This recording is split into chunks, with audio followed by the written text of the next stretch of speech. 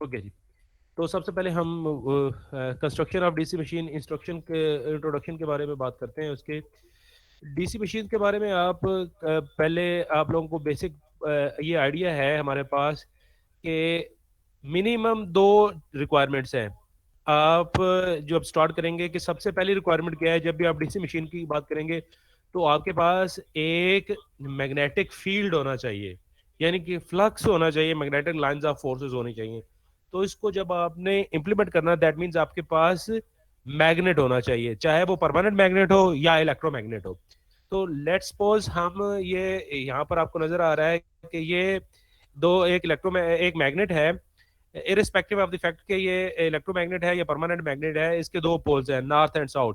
और ये जो येलो कलर में आपको नजर आ रही हैं, ये मैग्नेटिक लाइंस ऑफ फोर्सेज हैं, या आप इसको फ्लक्स कह सकते हैं।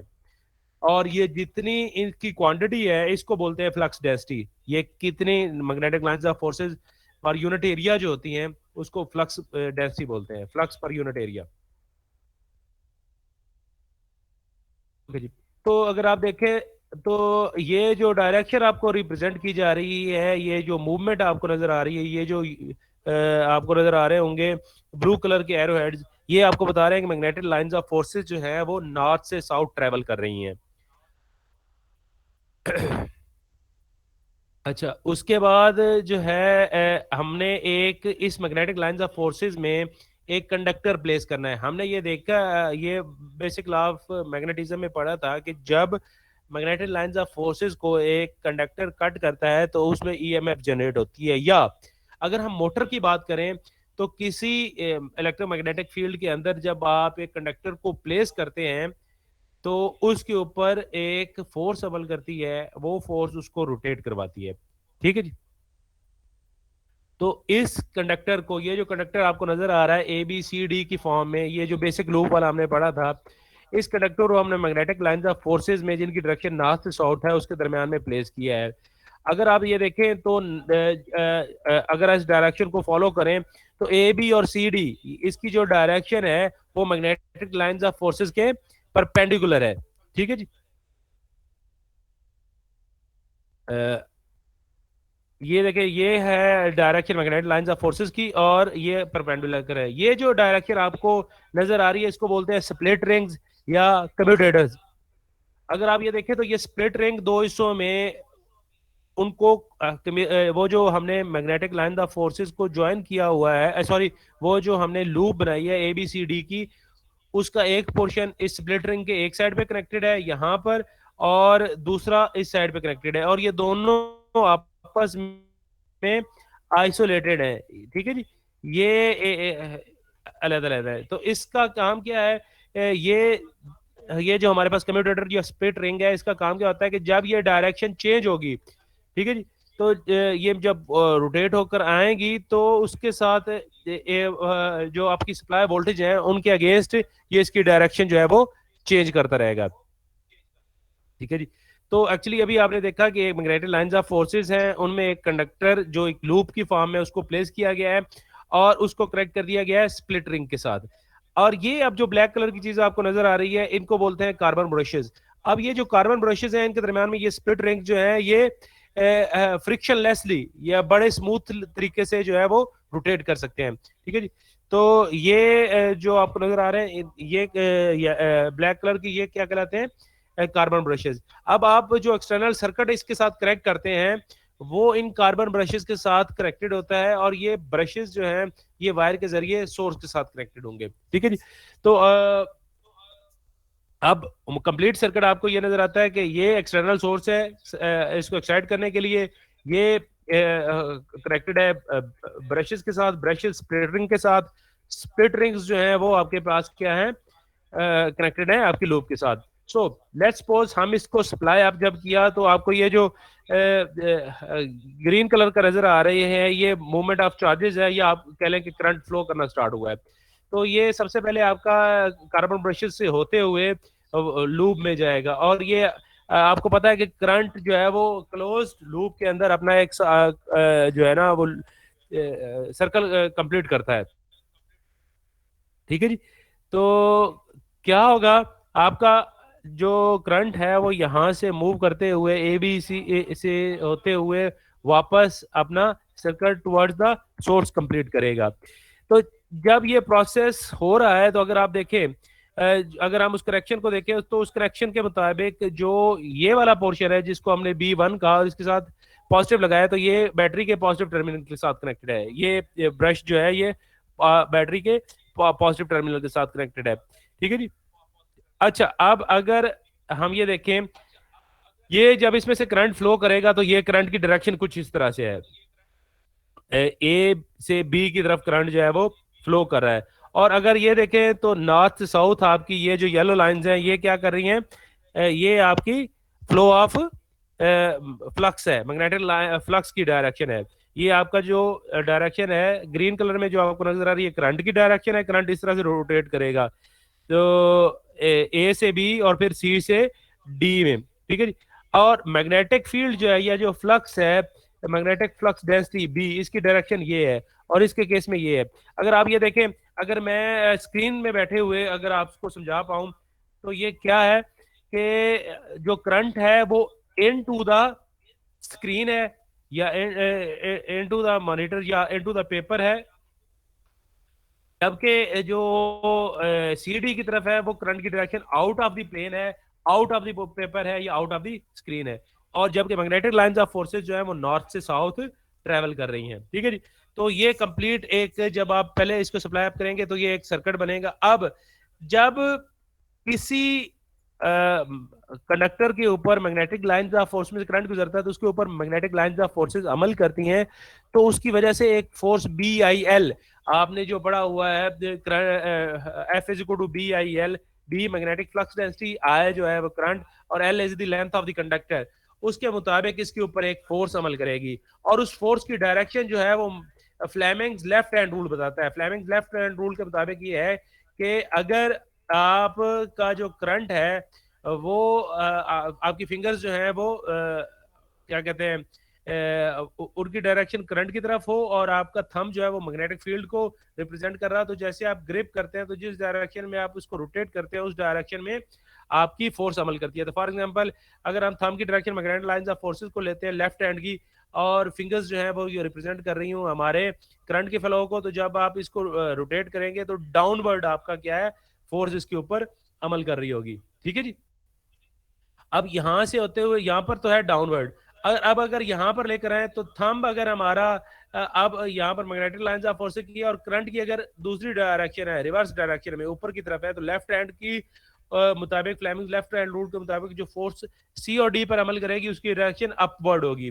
अगर आप देखें पूरे सिनेरियो को देखें तो क्या है कि नॉर्थ साइड के ऊपर आपकी सेम करंट और same magnetic lines of forces, सिर्फ डायरेक्शन का फर्क होने की वजह से वो डाउनवर्ड पुश कर रहा होगा कंडक्टर को, जबकि सी और डी को अपवर्ड पुश किया जा रहा है, फोर्स जो है वो ऊपर की तरफ अमल करेगी। तो इससे जैसे ही ये फोर्स नीचे की तरफ अमल करेगी तो नॉर्थ से साउथ ए और बी कंडक्टर नीचे की तरफ मूव होगा और सी और डी कंडक्टर जो है वो ऊपर की तरफ मूव करना शुरू होगा। ठीक है जी। तो जैसे ये मूव करना शुरू होगा और ये बिल्कुल पैरेलल आएगा स्लिप रिंग्स के, जहां पर वो कट लगा हुआ है वहां से गुजर के ये 90 डिग्री पर जैसे ही आएगा, तो अगर आप देखें तो जैसे ही 90 डिग्री पर आएगा करंट ने डायरेक्शन चेंज कर ली इन स्लिप रिंग की वजह से। अब पहले क्या था, इधर को डायरेक्शन जा रही थी, अब ये नीचे की तरफ से डायरेक्शन रिवर्स होगी, अब फिर सी से डी की तरफ ही रहेगा ये, और इधर ए से बी की तरफ रहेगा। तो अप्रोक्सीमेटली क्या होगा, यही होगा कि आपका जो है वो उसी तरह से फोर्स वर्क कर रही होगी, यानी कि सी से डी पोर्शन को अपवर्ड पुश किया जा रहा होगा और ए से बी को डाउनवर्ड पुश किया करते रहेंगे, और इस तरह से अमल करेगी तो ये आपकी जो लूप है वो इसके दरमियान कंटिन्यूसली मूव करना शुरू हो जाएगी। अब इसमें एक प्रॉब्लम ये आता है कि ये जब कंटिन्यूसली मूव कर रही है, देखिए नॉर्थ साइड पे फोर्स जो है वो डाउनवर्ड रहेगी हमेशा और साउथ साइड पे हमेशा अपवर्ड रहेगी, और ये वाला मैकेनिज्म जो है वो उसको मैनेज कर रहे हैं स्प्लिट रिंग्स। ठीक है जी। तो ये इस तरह से आपका इसके दरम्यान में रोटेट करता रहेगा। लेकिन अगर आप ये देखें तो ये जो डायरेक्शन है इसमें जब ये इस पोर्शन पर आते हैं ना तब इसके ऊपर कोई फोर्स अमल नहीं कर रही होती, क्योंकि वो सेपरेट होते हैं। जब वो शिफ्टिंग होती है लेफ्ट से राइट की तरफ, तो या पॉजिटिव से नेगेटिव की तरफ जो शिफ्टिंग हो रही है, अब इस शिफ्टिंग के दरमियान में इसकी वजह से आपकी जो स्पीड है वो कांस्टेंट नहीं रहती। स्पीड कांस्टेंट नहीं रहेगी तो कंडक्टर जो है वो एक स्पेसिफिक स्पीड के साथ रोटेट, जो कि अनडिजायरेबल कंडीशन है, हम नहीं ओके चाह सर। रहे थे, हम ये चाह रहे हैं कि कंडक्टर एक स्पेसिफिक स्पीड के साथ मूव करता रहे। बच्चे किसी का कोई क्वेश्चन है तो हाँ जी, सिक्स मेरी आवाज आ एटी रही है वन आपको? कुछ पूछना चाह रहे हैं सर वो डीसी मोटर में स्प्लिट रिंग्स होती हैं कि नहीं होती? जी सर बच्चे। उसमें तो कमोटेटर्स नहीं होते? अच्छा, ये स्प्लिट डीसी रिंग मशीन में कम्यूटेटर सर ही है कमोटेटर्स नहीं यूज होते? भाई, जिसको मैं स्प्लिट रिंग कह रहा हूँ ये कम्यूटेटर ओके का सर। बिहेवियर ही है। Okay sir. जनरेटर में क्योंकि आप आउटपुट ले ओके रहे होते सर। हैं तो वो कम्यूटेशन इसको कन्वर्ट करता है डीसी एसी को डीसी में। यहां पर आप कम्यूटेशन को स्प्रिंग रिंग के तौर पे यूज कर रहे हैं, ये कम्यूटेशन का प्रोसेस ही हो रहा है। एक्चुअली आप करंट की डायरेक्शन सेम रख रहे हैं ओके स्प्लिट सर। रिंग्स के जरिए, ये वही कम्यूटेशन प्रोसेस ही है। वहां पर आप जिसको कम्यूटेटर बोल रहे थे प्रोसेस वही है, लेकिन यहां पर आप ओके उसको सर। स्प्लिट रिंग्स कह रहे हैं। Okay sir. ओके। ओके। तो ये हम बात कर रहे थे कि जैसे ये रोटेट करेगा और ये दरमियान में जब गैप आएगा तो ये यूनिफॉर्म फील्ड के साथ जो है वो रोटेट नहीं कर रहा होगा, यूनिफॉर्म फील्ड के जरिए ये रोटेट नहीं करेगा। तो फिर क्या करते हैं हम? दूसरा सोल्यूशन ये है कि हम जिस डायरेक्शन के अगेंस्ट वो आपका जहां से फील्ड उसकी स्पीड इफेक्ट होती है, ये वाली डायरेक्शन, इस डायरेक्शन पे अगर आप एक और कंडक्टर लगा दें या नंबर ऑफ कंडक्टर्स जो है वो इंक्रीज कर दें, तो जब आपका एक कंडक्टर पुश या पुल उस फोर अमल नहीं कर रही होगी तो इसकी जगह पर दूसरा कंडक्टर जो है उसके ऊपर तो एटलीस्ट काम कर रहा होगा। तो वो अगर एक रुक भी रहा होगा तो दूसरा उसको दूसरे कंडक्टर की वजह से वो कंटिन्यूसली मूव करता रहेगा। ये वाला सिनेरियो है। अगर आप स्प्लिंटिंग्स को चार कर दें तो अगर एक के केस में फॉर एग्जांपल ये वाली डायरेक्शन में ये जहां पर ये गैप है इसमें अगर ये मूव नहीं कर रहा लेकिन दूसरे कंडक्टर के ऊपर जो है वो फोर्स अमल कर रही होगी क्योंकि वो इस डायरेक्शन में है, तो वो रोटेट करेगा और इसके साथ वो इंटरकनेक्टेड है, तो ये दोनों एक्चुअली रोटेट कर रहे होंगे। तो आप जब नंबर ऑफ कंडक्टर्स इंक्रीज करते हैं या एक से ज्यादा बनाते हैं, बाइंडिंग्स लगाते हैं, तो उसका यही मकसद होता है ताकि ये यूनिफॉर्म फील्ड के साथ यूनिफॉर्म स्पीड के साथ जो है वो रोटेट करता रहे। समझ आ गई मुझे बात? तो अब किसी भी टाइम पे आपकी जो है वो स्पीड वो कम नहीं होगी। क्यों? क्योंकि आप at at any time interval जो है वो आपका क्या है, इसके ऊपर कोई ना कोई फोर्स जो है वो अमल कर रही होती है। तो जब इसके ऊपर कोई ना कोई फोर्स अमल कर रही होगी तो आपका कंडक्टर जो है वो कॉन्टिन्यूसली मूव करता रहेगा। ये था बेसिक सिंपल लूप के जरिए आपको जो या बेसिक जो आपकी डीसी मशीन है उसकी एक्सप्लेनेशन थी वो कैसे काम करती है। अब एक्चुअल जो डीसी मशीन होती हैं वो कैसे काम कर रही होती है उसको ड्रा करने के लिए अब जो आपके मैग्नेट्स होते हैं ना, ये इस तरह से जो यहाँ पर आपने देखा ये स्ट्रेट है ना, ये रेक्टेंगुलर है, तो ये नहीं होते, वहां पर क्या होते हैं आपके कर्वी होते हैं। कर्वी होने की वजह से आप वो जो डायरेक्शन है मैग्नेटिक लाइंस ऑफ फोर्सेस की, वो 360 का एरिया जो है वो मैक्सिमम कवर करेगा। अगर ये ऐसे मूव करते रहे हमेशा तो वो जो रोटेशन का एक खास इम्पैक्ट जो मैग्नेटिक लाइंस ऑफ फोर्सेस हैं वो एक जगह पे कमजोर पड़ जाती हैं। तो आप एक्चुअली हम क्या करते होते हैं जब इलेक्ट्रिकल मशीन्स या मोटर बनाते हैं तो इसको थोड़ा सा बेंड कर लेते हैं कुछ इस तरह से। जब ये बेंड हो जाएंगी ना तो ये देखिए ये एक सर्कल की सेमी सर्कल की फॉर्म इख्तियार कर लेती हैं मैग्नेटिक लाइंस ऑफ फोर्सेस। पहले क्या थी आपकी सिंपली स्ट्रेट मूव कर रही थी, अब ये मैग्नेटिक लाइंस ऑफ फोर्सेस इससे इंटेंसिटी इंक्रीज होती है जिससे आपकी जो रोटेशन है वो इजी हो जाएगी। ठीक है जी, ये बात समझ में आई? ये बेसिक है वही मैग्नेट लेकिन इसको टिल्ट कर दिया जाता है। इस पर्पज से मैग्नेटिक लाइंस ऑफ फोर्सेस जो है वो मैक्सिमम इंटेंसिटी के साथ जो है वो फ्लो कर सकते हैं बी की स्ट्रेंथ बढ़ाने के लिए, मैग्नेटिक फ्लक्स डेंसिटी इंक्रीज करने के लिए ये क्या होती है, टिल्टेड होती है। अब क्या था वहां पर हम कर रहे थे, एक कंडक्टर था हमारे सर। पास, अब यहाँ पर एक से ज्यादा कंडक्टर हम लगा रहे हैं, वही वो प्रोसेस जहां पर वो एक लूप थी फिर दो लूप हुई, यहाँ पर अब आपके पास तीन लूप्स हैं, ताकि एट अ टाइम अगर तीनों में से किसी एक को भी फोर्स अमल कर रही होगी तो दूसरी को वो साथ रोटेट करवाएगी जिससे एक्सक्यूज आपकी मी सर। रोटेशन जो है वो स्मूथ हो जाएगी। तो अब ये turns number of turns increase कर देते हैं इसमें। फॉर एग्जांपल यहाँ पर जो कॉइल्स लगाएंगे उनको अगर हम नाम दें C1 C2 और C3, तीन कॉइल्स हैं और ये कॉइल जो है ये एक स्पेसिफिक कोर के ऊपर माउंटेड है, इनको ये हवा में तो नहीं रुक सकती। आपको इसको बेसिक किसी स्ट्रेंथ मटेरियल के जरिए देना होता है, और वो मटेरियल जो है ये लैमिनेटेड, ये ऐसा मटेरियल होता है कि ये है तो स्टील, लेकिन ये सॉलिड सॉलिड स्टील नहीं है, या सॉलिड आयरन नहीं है। ये एक्चुअली क्या है, ये डिफरेंट इसकी डिस्क हैं, लेयर्स हैं। वो किस लिए होती है वो भी आगे चल के मैं आपको बताता हूँ कि इसको डिस्क में कैसे क्यों करते हैं। और इसके अभी सेंटर पे क्या है, ये जो सिलेंडर आपको नजर आ रहा है, ये आपका रोटर या आर्मेचर है जो कि रोटेट करेगा। तो इस तरह से जब मैग्नेटिक लाइंस ऑफ फोर्सेस इसको कट करेंगी तो ये आर्मेचर रोटेट कर रहा है, और ये आर्मेचर जब रोटेट करेगा तो आपका क्या है, वो सिलेंडर जो इसके साथ अटैच है वो रोटेट कर रहा होगा, और उसको साथ आपने शाफ्ट अटैच की होती है, यही आपका रोटर होता है। अब हम बात कर लेते हैं पहले कि ये जो आपकी जिसके ऊपर आपने कोर को माउंट किया है, ये डिस्क की फॉर्म में क्यों होता है। ये देखिए, अगर आप, तो ये बहुत सारी डिस्क जो है उनको इकट्ठा करके आप बनाया जाता है, सॉलिड नहीं होता। अगर सॉलिड हो तो ये कुछ इस तरह की डायरेक्शन होगी, ठीक है जी, इस तरह की शक्ल आपको नजर आएगी। लेकिन ये डिफरेंट डिस्क को एक साथ प्रेस किया जाता है जो कि आपस में एक दूसरे से इंसुलेटेड भी होती हैं। इसका वजह क्या है कि आपके eddy current losses, eddy current जितने आपके, अगर आप एक सॉलिड कोर बनाएंगे तो उसमें करंट मैक्सिमम जो है वो करंट लीकेज होगी, और करंट लीकेज की वजह से, चूंकि एरिया ज्यादा है ना, जितना एरिया ज्यादा है उतना करंट लीकेज ज्यादा होगी, करंट लीकेज की वजह से हीट ज्यादा होगी। तो आप क्या करते हैं, बजाय इसके कि एक सॉलिड बताने के, आप इसको छोटे छोटे पीसेस में कट करके इकट्ठा कर लेते हैं, जिससे वो एक दूसरे से इंसुलेटेड भी होते हैं और एरिया कम हो जाता है, एडी करंट लॉसेज जो है वो कम हो जाते हैं। जब वो कम होंगे तो आपकी मोटर के हीट होने के चांसेस जो है वो रिड्यूस हो जाते हैं। तो इसलिए हम सॉलिड की बजाय इसको डिस्क की फॉर्म में, ये जो विल आपको नजर आ रहे हैं, हम क्या करते हैं, इनको कम करने के लिए इसको डिफरेंट पोर्शंस में कन्वर्ट कर देते हैं। अगर वो डिफरेंट पोर्शन में कन्वर्ट हो जाएगा तो वो जो आपका एडी करंट लॉसेस है वो रिड्यूस हो जाएंगे, और जिससे आपकी हीट जो है वो डेफिनेटली कम हो जाएगी। ठीक है जी। अब ये जो आपको नजर आ रहा है शाफ्ट, इस शाफ्ट के साथ ये इंसुलेटेड एक मटेरियल है जिसके साथ आपने स्लिप रिंग्स को अटैच करना होता है, या कम्यूटेटर्स को इसके साथ अटैच किया होता है। उसको उसकी इंसुलेशन के लिए इसके अंदर आपकी एक्चुअली स्प्लिट रिंग्स है। ये जो बाय से प्लास्टिक का है, इसके अंदर आपके क्या है, स्प्लिट रिंग्स है, और इन स्प्लिट रिंग्स के साथ आपके क्या कनेक्टेड क्या है, आपकी कॉइल्स कनेक्टेड है।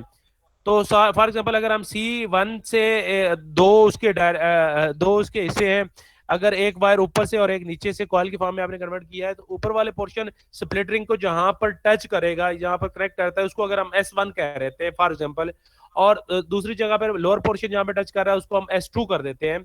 तो ये S1 और S2 के दरमियान में कनेक्ट। सिमिलरली C2 का एक पोर्शन जिस जगह पर कनेक्टेड होगा उसको S1, और दूसरा जो कनेक्टेड है वो कहां पर होगा, उसको आप S1 और S2 तो आपने दूसरी साइड पे कह लिया, इसको आप S3 कह देते हैं हम।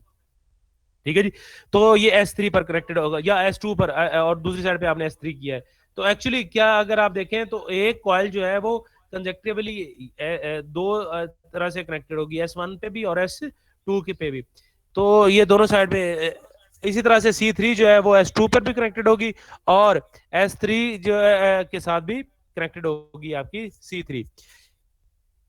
तो ये इस तरह से एट अ टाइम एक कॉइल जो है वो दो पॉइंट स्प्लिट रिंग के जो है उसके साथ कनेक्टेड होती है। क्यों, क्या वजह होती है, ये अभी हम बात करते हैं इसके ऊपर।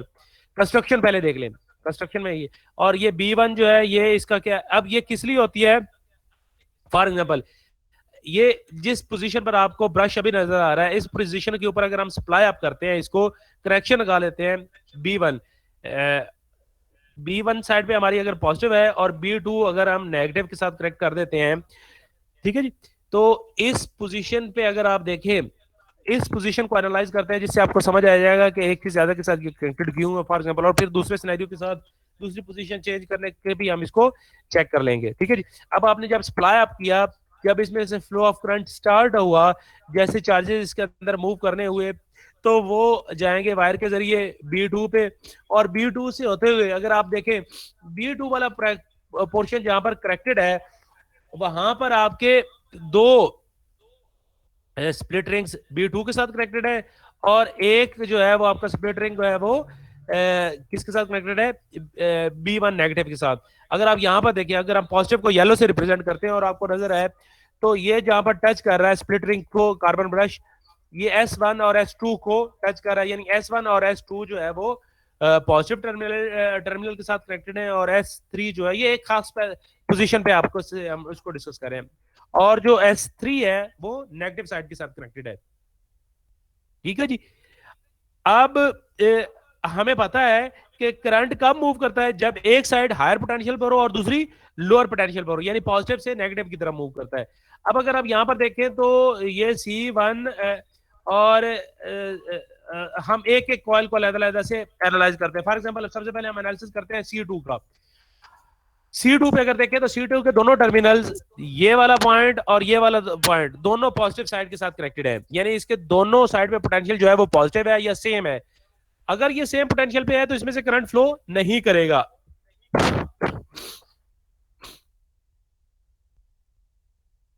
ठीक है जी। और आपका S3 जो है वो नेगेटिव टर्मिनल के साथ कनेक्टेड है। ठीक है जी। तो जब करंट इसमें से फ्लो करेगा तो वो, ये तो अब क्लियर हो गया जी। क्वेश्चन है किसी का?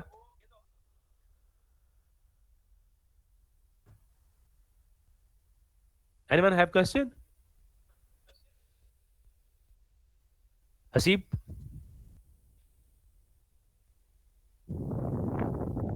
ओके। अब अगर आप देखें इसको तो आपका जो C2 है वो हायर पोटेंशियल पर दोनों कनेक्टेड है, पॉजिटिव साइड उसके दोनों पॉइंट जो है वो पॉजिटिव के साथ कनेक्टेड है। और इसी तरह से अगर आप C1 को देखते हैं तो C1 की अगर आप कनेक्शन देखते हैं तो C1 का एक कनेक्शन जो है वो पॉजिटिव के साथ कनेक्टेड है और दूसरा जो है वो नेगेटिव के साथ कनेक्टेड है। तो that means flow of current जो है वो यहां से हो सकता है जहां से आपका एक हायर पोटेंशियल है और दूसरा लोअर पोटेंशियल है। तो एक्चुअली आपका फ्लो ऑफ करंट जो है वो कहां पर होगा, C1 के जरिए। C2 सेम पोटेंशियल पर है इसलिए उस पे से नहीं गुजरेगा, तो करंट आपका किस में से गुजरेगा, C1 में से। ठीक है जी। एक तो इसमें से फ्लो करेगा। ठीक है जी। अब अगर आप C3 को देखें, C3 भी क्या है, उसका भी एक टर्मिनल जो है वो कनेक्टेड है S3 के साथ यानी नेगेटिव के साथ, और दूसरा S2 के साथ है यानी पॉजिटिव के साथ कनेक्टेड है। तो इसकी डायरेक्शन रिवर्स है C1 के, यानी इसके ऊपर जो फोर्स अमल करेगी वो उसके रिवर्स होगी जो फोर्स अमल कर रही है C1 के साथ। उसका एक पॉजिटिव के साथ है, इसका नेगेटिव, इसका एक नेगेटिव के साथ पॉजिटिव करंट इन दोनों में से गुजरेगा, लेकिन जो फोर्स अमल करेगी फ्लेमिंग्स राइट हैंड रूल के, लेफ्ट हैंड रूल के जरिए, वो दोनों की डायरेक्शन एक दूसरे के अपोजिट होगी। यानी कि फोर्स अगर उसको अगर हम C1 की बात करें तो C1 में से जो करंट गुजर रहा है उसकी डायरेक्शन और मैग्नेटिक लाइंस ऑफ फोर्सेस ये इनटू द प्लेन है करंट जो है, और मैग्नेटिक लाइंस ऑफ फोर्सेस जो है वो इस डायरेक्शन में मूव कर रही हैं। तो आपका जो फ्लेमिंग लेफ्ट हैंड रूल के मुताबिक फोर्स है वो इसको नीचे की तरफ इस डायरेक्शन में इसको पुल करेगी। ठीक है जी। जब इसी तरह से जब आप C3 से होते हुए, जब C1 से होते हुए जब आप या आप C1 की दूसरी जहां से आउट हो रहा है तो वहां पर देखें तो मैग्नेटिक लाइंस ऑफ फोर्स की डायरेक्शन और करंट की डायरेक्शन को ऑब्जर्व करते हुए ये अपवर्ड होगा लेफ्ट हैंड रूल के मुताबिक, क्योंकि वहां पर करंट इनटू द प्लेन है या आउट ऑफ द प्लेन है। तो ये फोर्स एक साइड से उसको ऊपर की तरफ पुश कर रही होगी, एक साइड से नीचे की तरफ पुश कर रही है। सिमिलरली यही काम जो है वो आपका C3 पर होगा। ये करंट की डायरेक्शन अगर इनटू द प्लेन होगी तो फोर्स डाउनवर्ड होगी, और अगर आउट ऑफ द प्लेन होगी तो फोर्स जो इसके ऊपर अमल करेगी वो अपवर्ड होगी। तो इसके दोनों साइड पे, एक साइड पे डाउनवर्ड और दूसरी साइड पे अपवर्ड, और ये अगर दोनों फोर्सेस एक साइड से समझिए आपके पुल कर रही है, दूसरी साइड से पुश कर रही है, तो ये C2 मूव करेगी, C2 मूव करेगी साथ में आपके, सॉरी C1 मूव करेगी साथ में C3 भी मूव कर रहा है। तो अगर C2 मूव नहीं भी कर रहा तो उसको मजबूरन इनके साथ रोटेट करना पड़ेगा, क्योंकि इन दोनों की फोर्स जो है वो उसको रोटेट करने पर मजबूर कर देंगी। सिमिलरली अगर इंटरेक्शन में से ये ऐसे मूव करना शुरू कर देगी C1 और C3, अब अगर इनकी पोजीशंस चेंज हो जाती हैं, जैसे ही दूसरी पोजीशन पर आ जाते हैं नेक्स्ट पोजीशन के ऊपर, तो ऑल दो आपका क्या होगा कि इसकी वजह से उनकी डायरेक्शन जो है वो रिवर्स हो जाएगी, और डायरेक्शन रिवर्स होने की वजह से अब अगर आप इसको एनालाइज करेंगे तो कोई दो और कॉइल्स जो हैं वो जो इनटू एक्शन आएंगी और वो रोटेट कर रही होंगी। वो जो दो कॉइल्स इनटू एक्शन होंगी उनके रोटेट करने की वजह से आपका जो है वो रोटेशन है वो कंटिन्यूसली चलती रहेगी। तो कभी C1 C2 के ऊपर फोर्स अमल कर रही होगी, कभी C1 C3 के ऊपर, कभी C2 और C3 के ऊपर, ठीक है जी। तो इस तरह से आप अगर एक पर होंगे तो हो सकता है कि किसी एक टाइम पे उसकी स्पीड कम हो जाए, लेकिन अगर आप तीन के साथ कनेक्टेड हैं तो एट अ टाइम वो तीनों मूव कर रही होंगी, उनके ऊपर फोर्सेस अमल कर रही होंगी, और वो फोर्सेस उनमें से किसी दो को रोटेट कर रही होंगी और दूसरी उसके साथ ऑटोमेटिकली रोटेट कर रही होगी, जिसकी वजह से आपकी जो स्पीड है वो कॉन्टिन्यूस रहती है। एक स्पेसिफिक स्पीड के साथ आपकी जो है वो रोटेशन होती रहती है। और ये अगर रोटर मूव करता रहेगा, आर्मेचर मूव करेगा, तो इसके साथ आपका रोटर जो है वो माउंटेड है, वो जो आपको स्टील का रॉड नजर आ रहा है वो रोटर जो है वो रोटेट करता रहेगा। और जैसे जैसे वो रोटर रोटेट करता जाएगा ये आर्मेचर रोटेट करेगा, आर्मेचर के साथ आपका रोटर जो है वो इंटरकनेक्टेड है, वो मूव करेगा। तो इस तरह से आपकी इलेक्ट्रिकल एनर्जी जो है वो मैकेनिकल एनर्जी में कन्वर्ट हो जाएगी। ये फोर्सेस एट अ टाइम किसी एक या एक कॉइल को या दो कॉइल इनटू एक्शन होंगी और वो बायस बनेगी इसकी रोटेशन का। क्लियर है जी? किसी को यहां पर कोई क्वेश्चन तो नहीं है अभी तक?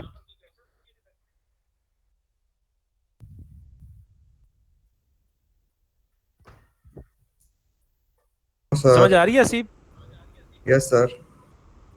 अच्छा, चलिए, गुड। तो इस तरह से आपका ये जो basic working excuse me sir, principle है या जो कंस्ट्रक्शन है, इसमें हमने एक्सक्यूज मी दो सर, चीजें पढ़ी हैं, सर कंस्ट्रक्शन क्वेश्चन है। और ऑपरेशन। अच्छा, क्वेश्चन है, प्लीज। सर वो मैंने आपसे पूछना था कि फ्लक्स और स्पीड का क्या रिलेशन होता है, यानी कि फ्लक्स अगर ज्यादा हो जाए तो स्पीड में क्या असर पड़ता है? बच्चे अभी कल हमने पिछले लेक्चर में फ्लक्स और आर्मेचर करंट का और टार का रिलेशन पढ़ा है। अभी थोड़ी देर ये कंस्ट्रक्शन के बाद फिर से मैं आज आपका लेक्चर वही है, दोबारा से स्पीड कंट्रोल जो है ना उसमें दोबारा से रिवाइज कर दूंगा। इससे रेलिवेंट कोई क्वेश्चन है तो बता दें, ताकि अगर हम उस पे जाते हैं तो मैं दोबारा से रिवाइज करके वहां से स्टार्ट करूंगा। लेकिन कोशिश किया करें कि पिछले लेक्चर से क्वेश्चन पिछले लेक्चर में ही पूछ लिया करें। लेकिन अभी उसको जाने से इससे रेलिवेंट कोई है तो, नहीं तो हम आगे मूव करें। Okay sir. उसमें जैसे ही जाएंगे ना स्पीड कंट्रोल में, वहां पर आपका क्वेश्चन जो है वो दोबारा मैं उसको आंसर कर दूंगा। ओके और क्योंकि इक्वेशन आपको दिखा के ये बात समझानी पड़ेगी, वहां मैं इक्वेशन से आपको समझा पाऊंगा। ओके सर जी।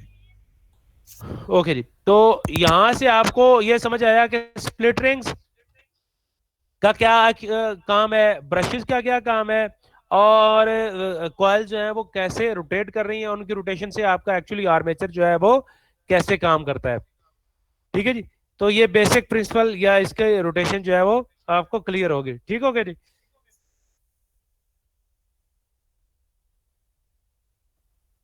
तो इस तरह से आपका किसी ना किसी एक के इन्फ्लुएंस में आते हुए या एक से ज्यादा का इन्फ्लुएंस जो आएगा कॉइल का, उसकी वजह से आपका आर्मेचर जो है वो रोटेट करता रहेगा, और आर्मेचर जो है उसकी वजह से आपकी जो मोटर है वो कंटिन्यूली मूव करती रहेगी। अब इस सारे पोर्शन को या आप कवर अप कर देते हैं किसमें, एक बॉक्स में, ये बाजुकात मेटेलिक बॉक्स भी होते हैं और ये प्लास्टिक के बॉक्स में भी होते हैं, इनको कनेक्ट कर दिए जाते हैं। और ये जो आपको बाहर चीज नजर आ रही होगी ये एक्चुअली इसका रोटर है या मूवमेंट मूविंग पोर्शन है। क्लियर क्लियर है। जी? बच्चे क्या कह रहे हैं?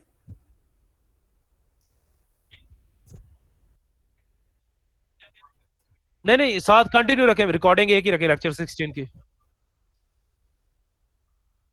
नहीं नहीं बच्चे, इसको रिकॉर्ड ही रखें, कंटिन्यू रिकॉर्ड रखें।